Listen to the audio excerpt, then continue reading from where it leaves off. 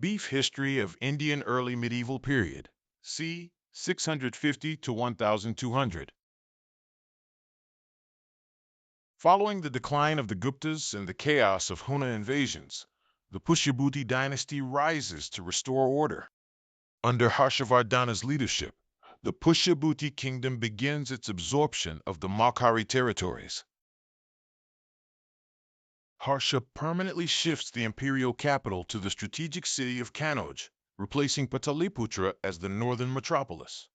He projects power across the north, establishing a loose hegemony over a network of tributary rulers.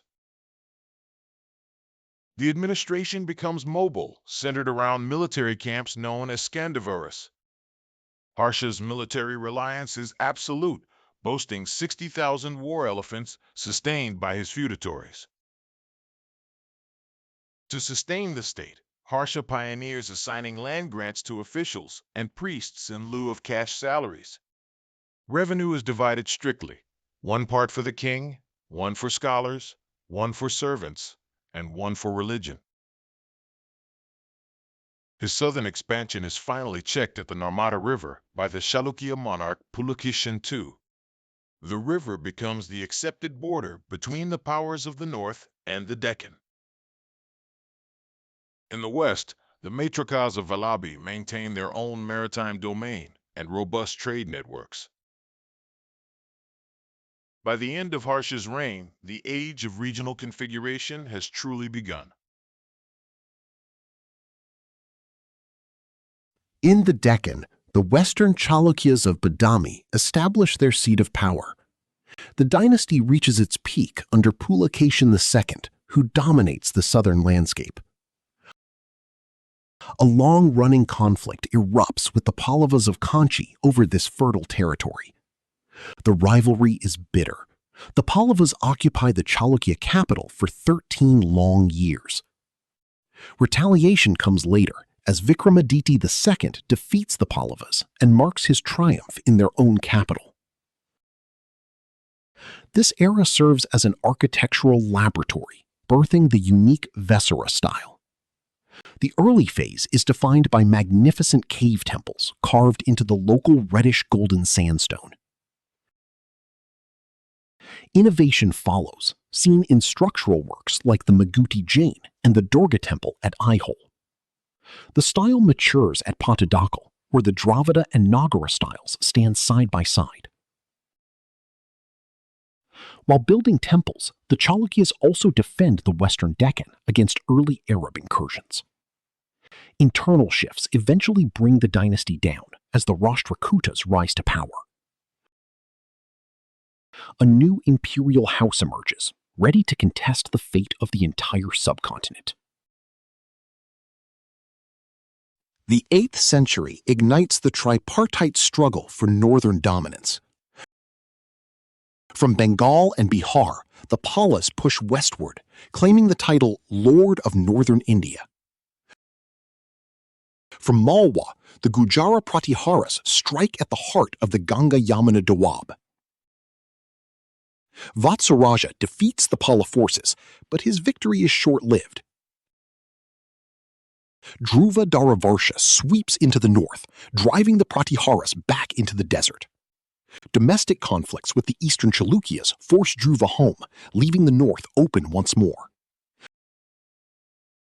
The Pallas reclaim the city, installing their own vassal to ensure dominance. The Pratiharas return with a vengeance under Nagabhata II, crushing the Palla army. In 816 CE, Kanauj finally becomes the permanent seat of the Pratihara kings. While the Pratiharas win, the long war drains the resources of all three great houses. Internal fragmentation and rebellions by vassals begin to weaken the Pratihara hold. The struggle ends not in total victory, but in the eventual collapse of all three contenders. Deep changes in society are driven by the rapid expansion of land grants, known as agraharas. The state alienates its rights, losing direct control to religious and secular intermediaries. Some scholars argue this led to a decline in long-distance trade and a scarcity of gold coins. This monetary anemia allegedly forced a return to self-sufficient, closed village economies. High taxation and forced labor, Vishti, create social tensions, leading to rebellions like that of the Kaivartas. Social mobility is restricted as tribal groups are absorbed into the rigid Brahmanical hierarchy. However, others argue that agrarian expansion actually integrated tribal zones and created new surpluses. Localized agricultural surpluses of cotton, indigo, and grain drive the growth of trade towns. While gold is rare, low-denomination currencies like cowries keep the local economy vibrant. The social restructuring leads to the rise of new administrative castes like the Kayasthas. The status of Shudras shifts slightly as they become essential sharecroppers in the expanding agricultural frontier. The economy is not decaying, but reorganizing and establishing deeper regional roots. In the south, the Chola Empire constructs a state that balances monarchy with local autonomy. The administration is hierarchical, yet local sub-districts, nadus, enjoy significant self-governance. At the grassroots, the Common Assembly, or Ur, manages the affairs of standard peasant villages. The Sabha, Brahmin Assembly, uses the Kudaivolai system to elect representatives for specialized committees. These committees manage local taxes, resolve disputes, and maintain vital agricultural infrastructure. The Cholas transform the Bay of Bengal into a controlled commercial zone with their naval power. Specialized vessels allow for both coastal trade and long-distance naval campaigns.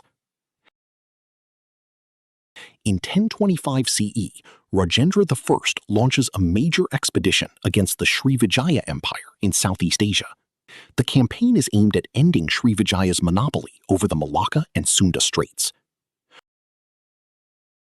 Rajendra's forces capture major trade centers, securing direct trade routes to China. Close relationships with powerful merchant guilds fund the empire's massive military machine. The Cholas establish themselves as the dominant maritime power of the Indian Ocean. Popular devotional Hinduism begins to challenge classical rituals and monastic sects.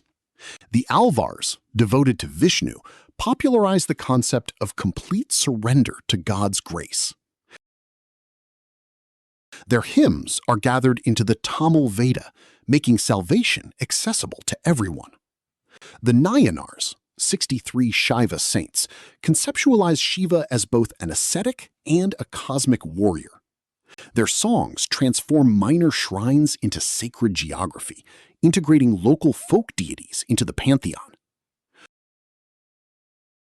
Adi Shankaracharya seeks to reconcile this devotion with philosophy through Advaita Vedanta. He teaches that the material world is Maya, illusion, and that the soul is identical to Brahman. Shankara institutionalizes his philosophy by establishing 4 great monasteries at the edges of the subcontinent. Later, Ramanuja opposes the theory of illusion, teaching that souls are real yet dependent on God. Buddhism declines as royal patronage shifts to Hindu temples and practices become less distinct. Jainism remains resilient by integrating into the lives of wealthy mercantile communities in Gujarat and Rajasthan. As Sanskrit becomes a courtly language, regional vernaculars emerge as the new voices of the people. By the 11th century, the subcontinent faces a militarized threat from powerful Turkic empires. Sultan Mahmud of Ghazni conducts 17 military raids, primarily to fund his Central Asian empire. Mahmud first targets the Hindu Shahi kingdom, annexing Lahore and extending his reach to the Jhelum. In 1024 CE, Mahmud's most famous raid strikes the wealthy temple of Somanath in Gujarat. His campaigns drain India's wealth, but do not establish permanent rule beyond the Punjab. In the late 12th century, Muhammad Ghori seeks to establish a permanent empire rather than just loot.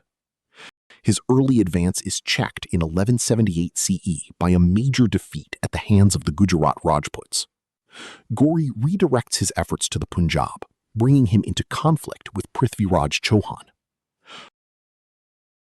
On 14 January 1191, the two forces clash at Tarain.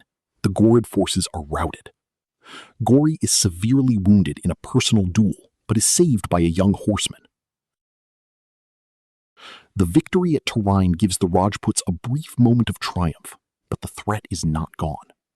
Humiliated, Ghori prepares for a return, determined to dismantle the Rajput alliances. Ghori returns in 1192 CE with a disciplined force and a different strategy. He employs the feigned retreat, drawing the Rajput forces into a pursuit that breaks their lines. The mobile Turkish cavalry, skilled in mounted archery, proves devastating against the traditional Rajput formations. The defeat at the Second Battle of Tarain marks the collapse of Rajput dominance in the northern plains. He continues eastward, bringing the fertile Ganga-Yamuna Doab under Ghorid control.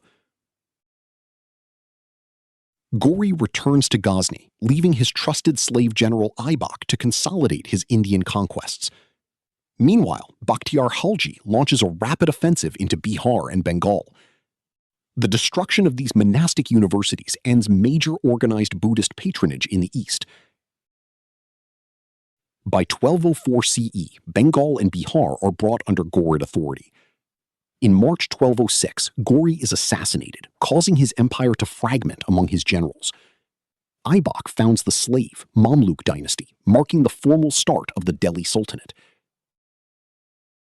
The early medieval transition concludes, leaving a pluralistic and regionally vibrant landscape for the future.